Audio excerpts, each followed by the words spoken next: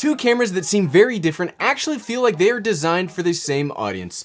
The Sony A6400 is an APS-C mirrorless camera that has all of the functionality of its bigger brother, the A7 III, but it's more compact and it's got a flippable screen. While the Canon EOS RP is a budget, air quotes, full-frame mirrorless camera that is one of the smallest and easiest to use cameras that I've ever seen. If you are looking to up your video quality game and get a better camera, which of these should you get? Let's find out. What's up everyone, I'm the Everyday Dad, and if I can figure it out, you can figure it out. These are the two cameras that I've most enjoyed using so far this year. Yes, I know that we're only 3 months into it, but I've used a lot of cameras, and while they are vastly different price-wise, again, I think they are targeting a similar audience. And by audience, I mean the online content creator. We will not be talking about the photography side of the house today.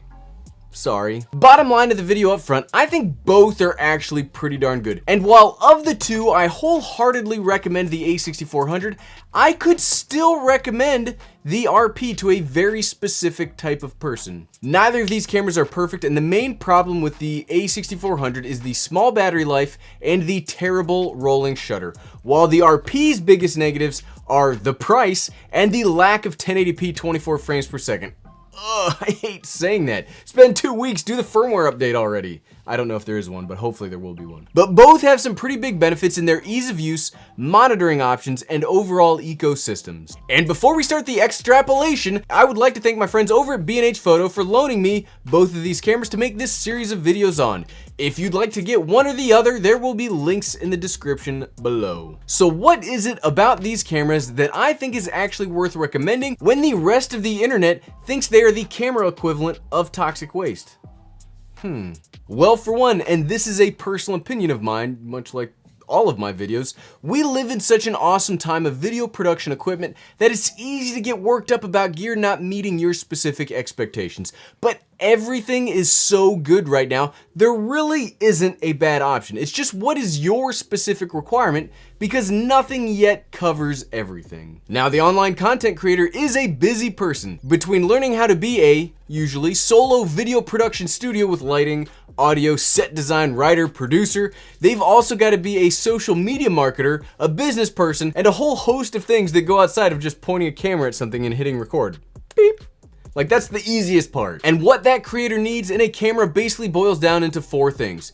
Decent video quality, very easy to use both before and after you hit record, and an ecosystem that can grow with you, because trust me, there's a huge amount of camera accessories and lenses out there that you will probably want. It happens to all of us. It's okay. It's okay, we're all here together. First up, video quality. When I say video quality, I mean both the image and the audio that a camera can capture. The Sony A6400 has a 24.2 megapixel APS-C sized CMOS sensor. It can record at up to 4K 30 frames per second and 1080p up to 120 frames per second. It has a 425 phase and contrast point autofocus system and does not have a video recording limit. Think about that. It's a very rare camera that doesn't have a video record limit. The Canon EOS RP, on the other hand, is a 26.2 megapixel full frame CMOS sensor. It can record in up to 4K 24 frames per second with a 1.5 times crop and 1080p 60 frames per second with the full width of the sensor. It has a 4,779 dual pixel autofocus system that you lose when recording in 4K. That hurts, and don't get too wrapped around the number of autofocus points. That's more of a stills thing than a video thing, and frankly, the image quality coming out of both is great. Canon generally gets double internet points for their color science, and Sony generally gets double negative points for theirs. That was a camera joke. I actually really like the image coming out of both, but as I shoot everything in 4K 30, I like that the A6400 can, actually do that.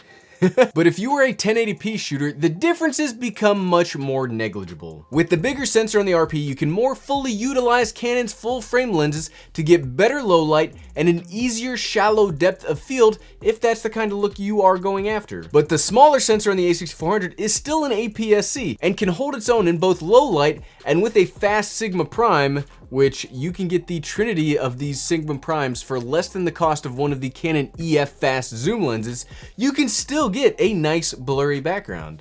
because we all love that blurry background. Honestly, the image quality is really going to come down to personal preference more so than usual, as both are just darn good. I mean, I don't have a lot to fault besides the 24 frames per second thing on the RP, and that it doesn't really have usable 4K for me. I can't really fault their image quality.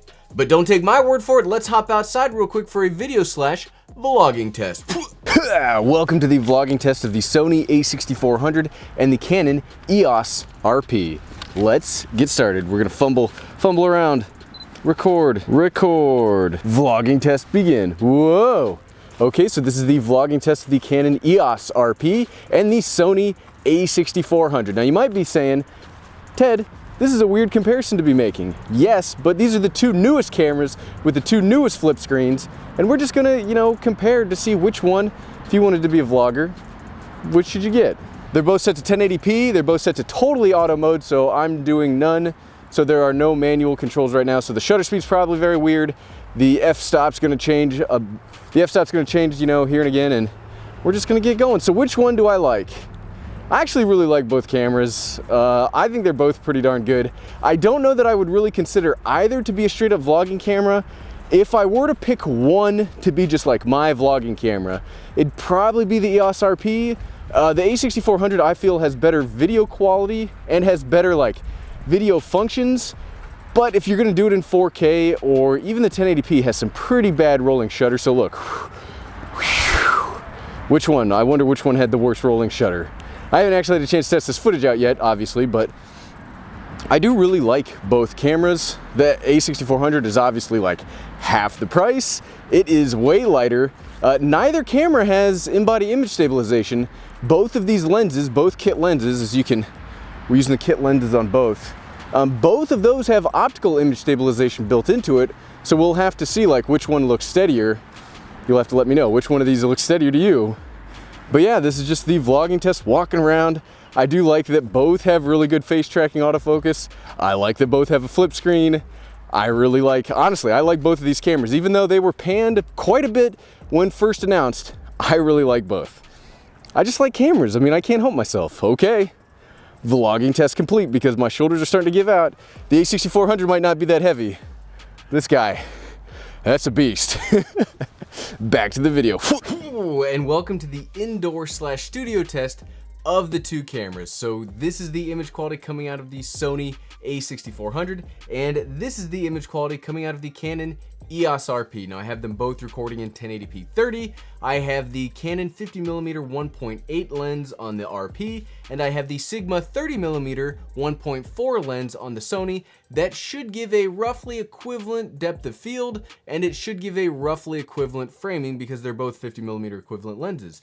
And yeah, this is the image quality you can expect to get. Now I kind of have the GH5 recording us in the background. I'm not sure how well that's going to work because I normally have a different setup in here, but this is the image quality you can expect to get out of both. I have the lighting, everything's the exact same that you just saw on the GH5, so this is what you could expect to get if you got one of these cameras for your very own. And I think either could be a very capable studio camera. Neither's terrible, both are great, both have fantastic autofocus, both are super easy to use, both have incredible low light capabilities. I mean, if you can't get a good image from an APS-C and a full frame sensor inside, especially with a fast prime lens, I mean, come on. That's anybody can do that.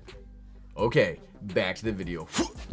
And we're back. So yeah, the image quality out of both is perfectly usable, and if color science matters to you, just pick the one that you like better. But all the video quality in the world doesn't matter if it is a pain in the butt to create. So how easy are both cameras to use? And this isn't gonna be pretty, because while the A6400 isn't the worst Sony camera to use, nothing comes close to a Canon camera for ease of use. I mean, nothing comes close. And the RP is probably the easiest camera I've ever used. It's got a mode dial on top, and it combines that with two main dials that can control your preferred method of exposure. It's lightweight, it feels great in the hand, and comes equipped with a fully articulating touchscreen that allows very easy access to change the settings and set the camera up however you want, lightning fast. This is just easy. The A6400 on the other hand does have some customization options, and there is a My Menu tab that can be used to customize your most used settings, so it's not that difficult to get going,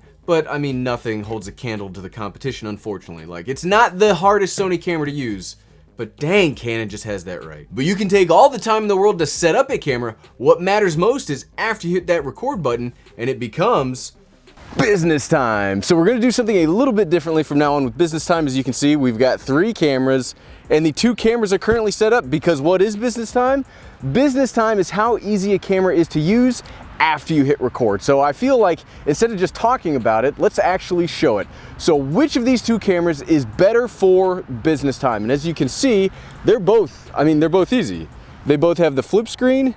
I will say that you can see the A6400 flip screen a little bit better. Again, these are all in auto mode. I haven't messed with any of the settings, so I didn't turn up brightness or turn down brightness to make one camera look better than the other. Just straight out of the box, the A6400 is a little easier to see. You can't see it as much on the Canon, but both have the face tracking boxes.